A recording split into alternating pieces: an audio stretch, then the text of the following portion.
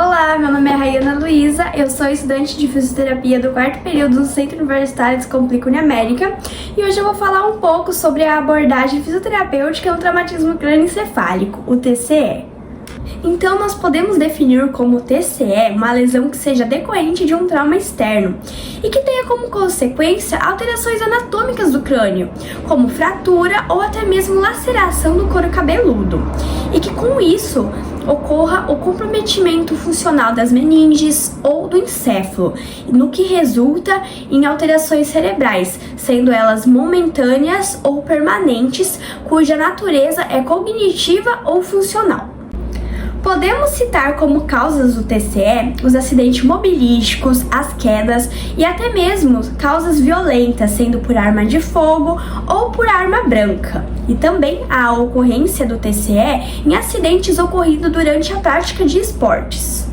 Então, nós podemos dizer que a lesão primária é o resultado direto do impacto, ou seja, já está presente no momento do acidente. Então, podemos citar as fraturas, as contusões e as lacerações na pele. Já a lesão secundária, nós podemos se referir a ela como os processos contínuos de lesão que são desencadeados pela lesão primária, como, por exemplo, o edema, infecção e isquemia. Quando se refere a mecanismo de lesão, nós podemos citar o mecanismo estático, onde depende de circunstâncias onde leva a uma fratura, como no caso de atropelamento, que vem essa força externa para o indivíduo. Já no mecanismo de lesão dinâmico, o que ocorre é uma ação de uma força de contato. A fisiopatologia das lesões nós podemos definir em duas, sendo as lesões primárias, que seriam basicamente as lesões imediatas. Então, nesse caso, nós podemos citar a lesão do couro cabeludo, as fraturas, as contusões e as lesões meníngeas. Já nas lesões secundárias, elas seriam as complicações decorrentes. Então, com isso, nós podemos citar a hemorragia meníngea, hematoma epidural e também edema cerebral. Então, quando se refere ao quadro clínico, nós podemos citar a alteração no nível de consciência, a hipertensão intracraniana, o defect motor e também a ocorrência de alteração de sensibilidade, alterações de reflexos e a alteração do ritmo e do padrão respiratório. Então, para avaliar o nível de consciência do paciente, nós podemos utilizar a escala de coma de Glasgow, onde nela será avaliada 3 parâmetros, sendo o de resposta motora, de abertura dos olhos e resposta verbal. Então, com base no resultado obtido nessa avaliação, nessa escala, nós vamos poder classificar a TCE desse paciente. Então, podendo ser uma TCE do tipo mínima, leve, moderada, grave e crítico.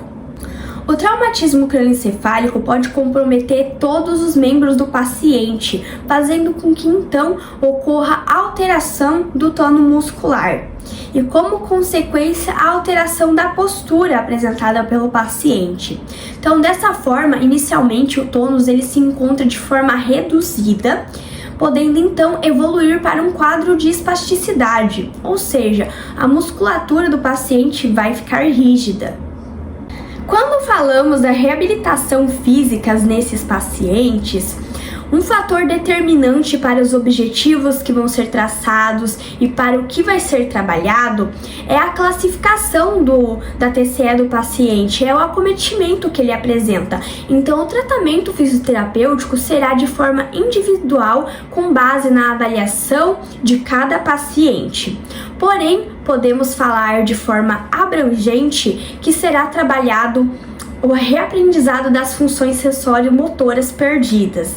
Então, podemos citar os exercícios de marchas, onde será, no caso de pacientes muito acometidos, vai ser mais com o auxílio do fisioterapeuta, mas aí, dependendo do caso do paciente, ele pode ser trabalhado a marcha com bambolê.